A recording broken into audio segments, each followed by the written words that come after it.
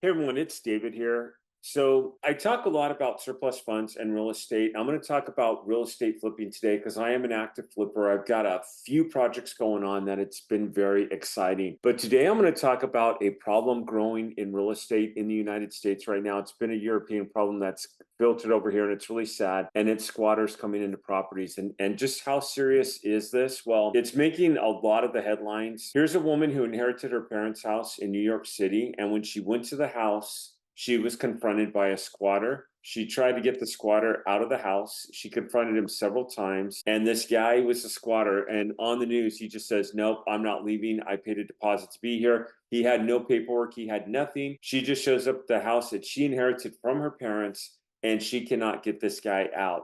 She tried forceful eviction. She went in, she yelled at him. She yelled, get out of my house several times. The guy refused to listen to her. And unfortunately, she was taken out on handcuffs. She was the one who got the law used against her. And this is going on and on all the way across the United States right now. Here's a property in Chicago that was vacant, and the lady went to go sell it, and she had somebody living in there, and she had to do the whole eviction process. I'm going to talk about a couple possible solutions. This guy right here, someone moved into his mom's house and refused to get out, so he had his mom sign a lease with him. And you have people showing up at houses, they're putting stuff in the closet and they're saying they live there. So when the police shows up, their stuff's there and they're saying, oh yeah, we live here. They're breaking in when people go on vacation, when people, sometimes even at work, sometimes it's a really like a few hours, and it depends on the state. And right now, California and New York are the two worst states to do these eviction laws because they're treating these people like it has to be treated like an eviction.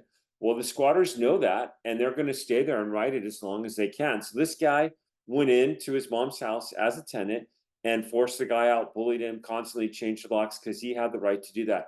A landlord cannot change the locks on a house. It's illegal in most places, but a tenant can. This guy was a tenant. He was constantly making this guy's life miserable, bullying him around. Since that's happened, a lot of companies are now beginning to surface that are now moving into these houses with the squatters and making their lives miserable, getting in their faces and making it very unpleasant. And it's sad because they've had houses where you have goods stolen. In fact, let's look at some of the headlines that are going on here and just what's happening. Here's a woman that says she was locked out of her house by a squatter. The squatter had been evicted out of 3 houses, and her house was next. She went, and this was in Texas. In Maryland, a woman returned from vacation, and this is happening. It's happened sometimes when people leave their houses for a few hours, but this woman was on vacation and they took $50,000 of furniture and had sold that $50,000 worth of goods that she had. And this is beginning to become a political movement, and it's happening more and more. And this is in USA Today. In Long Island, New York, there's a gentleman, 52. He's not paid his mortgage in 25 years. He has not, he's been foreclosed on, but they cannot evict him from the property. Every time they try to, he files a lawsuit or does something where he plays the law against itself. So this is becoming more of a problem. In fact, here's a rabbi who let a woman stay with him. She was 67 and she refused to leave, and he had to go with the tenant eviction rules on to do this. Here he opens up his house, lets someone stay there for a short while, doesn't charge her rent, and then boom, he has to evict her, which is crazy. And story after story like this is online where homeowners are going on vacation and they're coming back just to find that they have squatters in the house. Now, a couple themes that are good here. First of all, Florida has passed an emergency law. And this story is really good here. It says, if someone claims that they have your car and it's your car, but they're saying it's their car, there's a pink slip. There's ways to show it's your house, and there's ways to show that you've lived there, and there's usually neighbors and other people. And we need to take more action here than someone being able to say they've done this. I know that when I was younger, I had a rental house in Chino Hills, California, and the guy I rented to left, and he let his sister move in, and she wasn't paying rent, and I had to evict her. And I think it was a 6 to 8 week process, and for me, it was really stressful because I had several months of them not paying rent. They didn't pay rent for about 6 weeks. Then I had to evict her, and then I finally got her out, and her husband and the 15 other people that lived in this one bedroom, like it was like a little front house, 1 bedroom front house, which was crazy, and all the neighbors were really upset by it. Then I actually ended up taking him to court, and she showed up with him, and she was saying how she was telling the judge how she didn't want to live there, how she hated it. And the judge was like, then why were you there? Why did he evict you? And once the law got on my side. It was okay, but going through that time of an eviction, it was really stressful. And I did get my money back long term. The guy did get sued. He did eventually have to pay me, and we settled outside of court after that. But it's a really stressful. I couldn't imagine coming home one day and having someone, and God forbid if someone was ever in my house. So a few ways I think we could protect ourselves. Well, first of all, going back to Florida, they've made it where they've passed a bill to let the police immediately remove a squatter in a house. So they've handled that where it's the same day, and they've made that where it's going. And this is the first state that I've seen that has done this. And you get headline after headline of squatters coming in and moving into houses and refusing to leave. So if you're a flipper, I would say avoid certain states that do not have landlord friendly laws or owner friendly laws, or they're going to work against you. And I definitely would stay away from California and from New York. In fact, I had a lawyer call me. I've done business with his wife before in real estate, and he had a multifamily unit in Sacramento, California, and it was a $98 million project. And he's like, hey, the guy's out of money.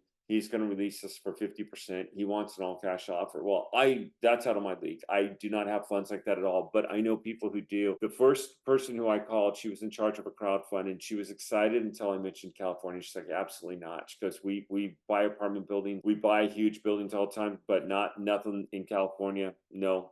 And I called two other guys, same exact story. And I'm like, wow, because I was hoping to sell this for like 50 million.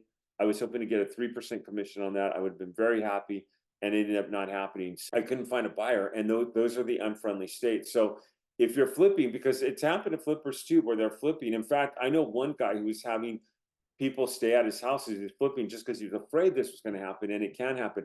I would say also put up some like security cameras, maybe like a Ring doorbell around your property so that you know what kind of traffic's going on and what's happening around it, and you can get down there. If you're on vacation, you're probably best to, they now have companies popping up that will stay at your house to keep it squatter free, and it's sad that you have to do that. That's an extra expense, but I would rather come back to a house that's empty rather than a house that someone's moved into and I'm going to have to evict them and I can't even get in my own house. And it's sad because people have got these house payments and they're working and they're making the world a better place, and they all of a sudden have someone in their house saying, hey, you can't be here, and they're having to get out of this house. It's a national trend. I mean, like I said, look at headline after headline.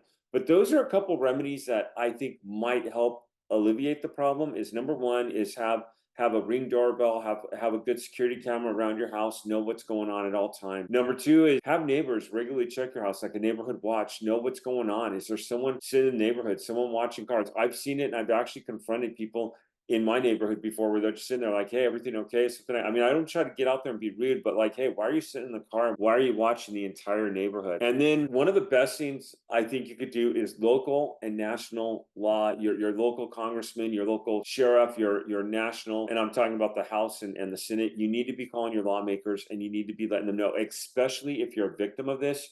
You need to let them know, like, hey, this is happening. We're in favor. They need to hear from people that this is not cool. It's not going to work. And they need to be getting some resistance here, because if we don't give it to them, it's just going to continue to slide through, and just say, hey, this is affecting my decision. We vote you in. This is what we want. We've got to have a voice here on this, because this is affecting, like, as a flipper. Yeah, I'm scared. Like, I'm scared. I have a couple vacant properties right now. How do I know a squatter's not going to move in? I'm going to put one up on the market. I have one on an acre of land in the middle of nowhere, and how do I know someone's not going to just jump in and try to squat it? I'm going to put a Ring doorbell in there and some extra security measures there, and you have to hook up the internet. And again, it's going to cost probably a couple $100, but again, I'd rather be safe than sorry. So hope this helps, and this is just something that affects surplus funds, and I know I do that a lot. And if you don't know what surplus funds are, go check some of my earlier videos. But even people are losing their houses in foreclosure because of this.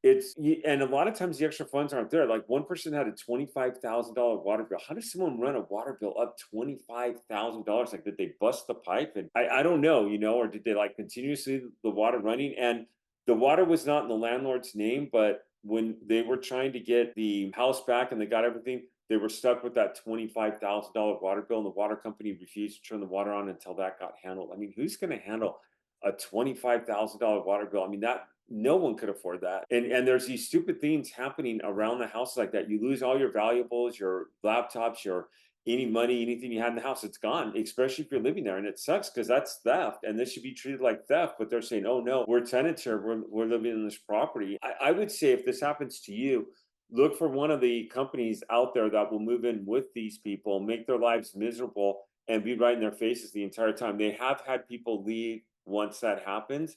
And that's what I would do. And they've even had some of these eviction companies, or they found that some of these people that are doing this have other houses. They've actually found their other houses and they've illegally moved into them and have done the same thing back to them. Something's got to happen here to stop this. I mean, this is not cool. This is breaking the law, and we've got to stop having the law work against itself. And yeah, I'm giving an opinion here, but I'm a property flipper. I love it. I love flipping. I love getting people houses. I love getting people surplus funds, but I hate seeing something like this. So give me your thoughts. What do you think on this? Put the comments down below. Do me a favor, if you like this video, go and click like, but tell me what you think on this and let me know your side on this, because I'm curious. Because yeah, this is a national problem that I'm noticing.